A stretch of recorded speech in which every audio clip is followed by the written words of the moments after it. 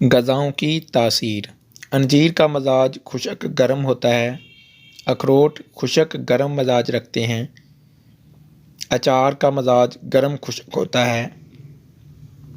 अंगूर का मज़ाज गर्म तर होता है, लेकिन खट्टा अंगूर गर्म खुशक मज़ाज रखता है। इमली का मज़ाज सरद खुशक होता है, लेकिन अगर आप इमली का शरबत बनाकर पीते हैं तो वो सरद तासीर रखता है। इसबगोल सरद खुशक मज़ाज रखता है और बेहतरीन मुग़ल्लज़ भी है। पेट के जुमला इमराज में इसबगोल का इस्तेमाल बड़ा मुफीद होता है। अमरूद सरद खुशक मज़ाज रखता है, मैदा की इस्लाह करता है, भूख को बढ़ाता है।